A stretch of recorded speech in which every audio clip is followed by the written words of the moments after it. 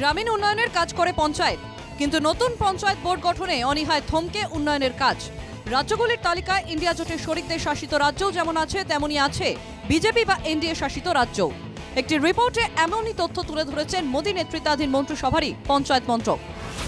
2022 সালের শেষ পঞ্চায়েত ভোট, এখনো ভোট করেনি মহারাষ্ট্রের ডাবল ইঞ্জিন সরকার। মুম্বাইয়ে বৃহন্মুম্বাই পুরসভাতেও 2020 সাল থেকে প্রশাসক বসিয়ে চলছে কাজ। উত্তরাখণ্ড মণিপুরে নির্দিষ্ট সময় হয়নি পঞ্চায়েত ভোট। 2023 সাল থেকে পঞ্চায়েত ভোট করেনি অসমের ডাবল ইঞ্জিন সরকার।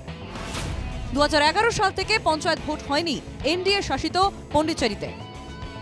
বিজেপি যেখানে ক্ষমতায় নেই সেখানে ভয় পেয়েছে শাসক, এই অভিযোগ তুলে চাপ দেয় বিজেপি। কিন্তু বিজেপি বা এনডিএ শাসিত রাজ্যে উলটপুরাণ কেন, এ নিয়ে জোর আলোচনা রাজনৈতিক মহলে। কেন্দ্রের পক্ষ থেকে পঞ্চায়েত ভোট বাকি থাকা রাজ্যগুলিতে দ্রুত ভোট করাতে বারবার চিঠি দেওয়া হয়েছে, কিন্তু তাতে কর্ণপাত করেনি বিজেপি শাসিত রাজ্যগুলি। ফলে খরচ করা যাচ্ছে না কেন্দ্রীয় বরাদ্দের টাকা, আটকে গ্রামীণ উন্নয়ন। তবে এই তালিকায় শুধু বিজেপি শাসিত রাজ্যই নেই, আছে বিরোধী ইন্ডিয়া জোটের শরিকদের শাসিত রাজ্য। 2021 সাল থেকে পঞ্চায়েত ভোট হয়নি বর্তমান কংগ্রেস শাসিত কর্ণাটকে। তালিকায় নাম আছে আরও 2 কেন্দ্রশাসিত অঞ্চল লাক্ষাদ্বীপ এবং লাদাখে। তামিলনাড়ু তেলেঙ্গানাতেও পঞ্চায়েত ভোট বকেয়া। গ্রামীণ উন্নয়নের স্বার্থ জড়িত থাকলেও কেন পঞ্চায়েত ভোটে এত অনীহা কেন্দ্রের শাসক দল বিজেপিরও? রাজনৈতিক মহলের একাংশের দাবি, সম্ভবত ভোট করাতে সাহস পায়নি ডাবল ইঞ্জিন রাজ্যগুলিও। তবে স্থানীয় স্তরে নির্বাচন না হওয়ায় তালিকায় নাম আছে বাংলারও।